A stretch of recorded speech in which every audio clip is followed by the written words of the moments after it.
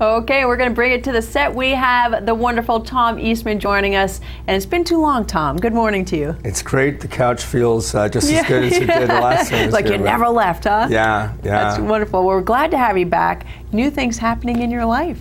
We have a brand new book that you've written, The History of Cranmore Mountain, and when I heard that you were selling this book and signing this book, I was so excited because you really are part of the fabric, and I actually hope that you're in here somewhere, because when I think of Cranmore, I think of you too. You know, because you've been instrumental in promoting Cranmore and being part of their events. But what is it about Cranmore?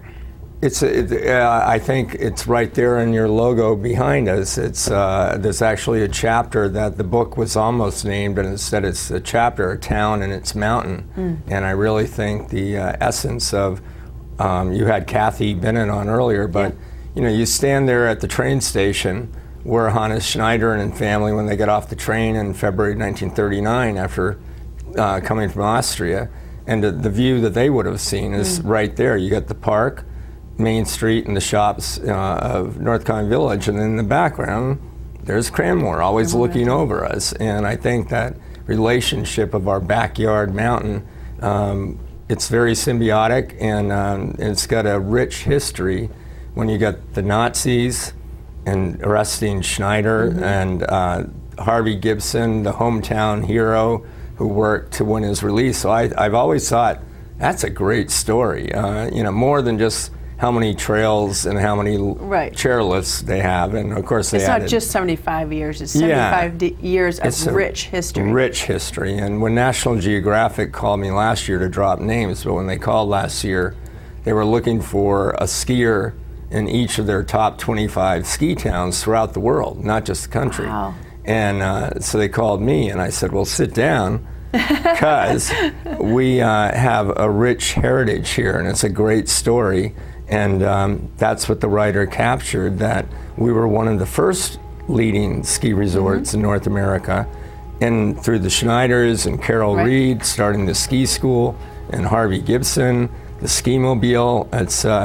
So I'm just honored. I'm honored that you even put me in the same phrase with all these people that I've been lucky enough to get to interview over the last 30 years here in North Conway. Well, it is, as you mentioned, a rich history. Tell me, the Schneider family, I mean, is it the love of skiing? I mean, how have they been so instrumental? Because many people love skiing, but what is it about the Schneider family that has been so Hannes Schneider, when he was arrested at the time, he was the most renowned skier in the world for his technique, which he put the crouch in skiing. Okay. And so the crouch. So was it more of an upright? Right, the swing turns, but he knew that it was speed is what people loved. But he put control and speed together by putting you in the crouch, the Arlberg technique. Okay. And that's what a lot of us are, you know, pretty much still doing today. So his technique taught the world how to ski, and he's taught in Japan, he taught in Austria. So when he was arrested by the Nazis for his anti-Nazi views, it caused an uproar.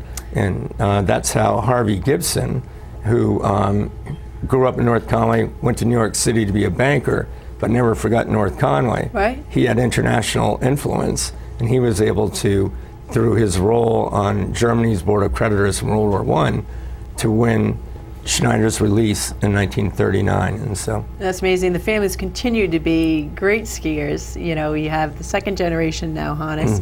And Herbert, I remember him skiing, you know, during the days at Cranmore, and it's just amazing to watch that. It was amazing to watch him ski. It was so smooth. His nickname was Zip, and all you had to do, I opened one of the chapters there on Herbert, all you had to do to understand why his nickname was Zip was to take a run with Herbert. He loved big, graceful GS turns, and such a smooth skier. It was amazing. Skied up till, we lost him in June at age 92, but he skied up to the last 6 years of his life. There's Herbert. And Herbert. What a nice, gentle soul. Totally humble, and yesterday at the Cranmore Herbert Schneider triple lift dedication, his sons Hannes and Christoph, Hannes said, Dad was a man who was very humble. He wouldn't want us to make a big deal. And Herbert was always that way, and that's what, when you think who he was, and yet he always remained so genuinely friendly to everybody. So sweet, so sweet. Now let's talk about the actual process of writing a book. How long did it take you? How did you actually get this to print? Well, on day one, Kelly. Way back when I was born. Then on the second day, I went, this is a lot of work. No. And 23 years ago, I did a book on the 50th anniversary of the Schneider's arrival called Flight Without Wings. And I wish I could find that picture. So that, Lydia Lansing and I did that together. Lydia was a layout person. This time, Jeff Light, my good buddy from the New England Ski Museum, who helped me out incredibly in this, said that, this is 75th anniversary of Cranmore. Maybe it's time to redo the books. So I spoke with Kathy Bennett and Ben Wilcox, and they agreed. So basically, I played golf once and I swam twice this summer. So that sums it up.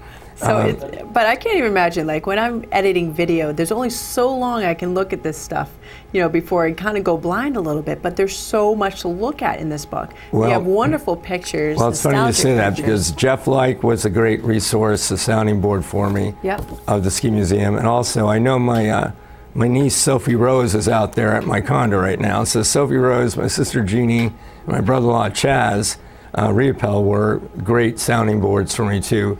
Because you do get in the forest through the trees, and so you need somebody to look at what you're doing and go, well, this works, this doesn't. So the final 2 weeks of the project, I went down to my sister's in Rye and we worked it out, and so we're still speaking. So it couldn't she's at my house skiing. I mean, going to be at the Cranmore today skiing. So wonderful. Anyway, so a lot of it, I was able to interview these people the first time. Obviously when they were alive. What I feel really good about is that their stories now are preserved even though they've passed. So people like Carol Reed, his daughter Steffi Reed Hastings was a real resource in terms of photos. We have 70 photos in the book. I was just going to say, you have some wonderful photos. Steffi not only brought me photos, she brought me salmon. Because she, at the end, because she knew that I was, so anyway, it takes a village to create a book, I guess, but it's up to you. Well, 70 photos, the complete story, history of Cranmore Mountain, and you're going to be at Cranmore today signing this book. Well, I was at White Birch Books last Saturday, and I was telling you off camera, I didn't know if anybody was going to show up. Instead, we ran out of books. And so I said, we sold 200 last week, and I asked Laura Lucy, I said, is this good?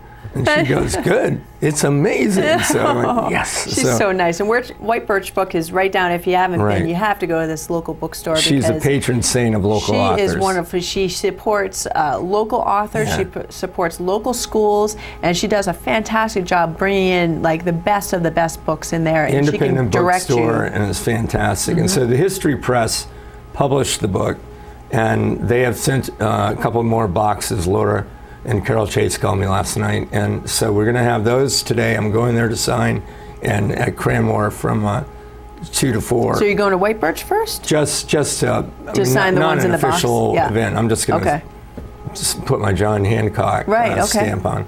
All right, and then we'll go up to Cranmore 2 to 4. 2 to 4 in the Sport Toma. You're going to be there, and people can get their books signed. So if they can't make it there, though, they can find them at White Birch Books.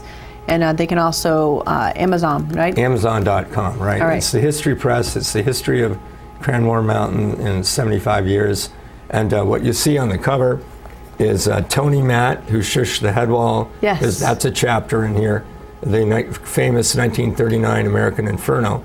And Paula Kahn Villar, who was a 1948 Olympian, 6-time Gibson Cup trophy winner, and from Austria. And then on the back, we've got the snow trains, and that's a chapter, and we've got Cranmore today. So it's about our valley. It isn't just Cranmore. It's our valley's ski heritage. Absolutely, and I just love the old photos. It was such like a fashion thing, It was. Well, speaking of that, for the gala, I don't know if Kathy talked about that, but on January 12th, the Red Jacket is going to have the gala, 75th anniversary gala, and your ticket not only includes dinner, but a signed copy of the book. All right. But also they're going to have, they're encouraging people to wear 1930s style clothing, and they're going to have a swing band. So. I did see that on it because we have it on our event report, and I just love swing dancing. Actually, we've swung danced before at Chris Prue's wedding. That was pretty good. It was so much fun. And also, you were up the gala at the Mount Washington Auto Road filming that. That's right. Yes, I didn't get a chance to dance so much on that, but that was a fun thing. But Tom Eastman, congratulations on your continued success. It's so good to see you here on the set. You got to come back more. And tell us about everything that's going on in the Mount Washington Valley.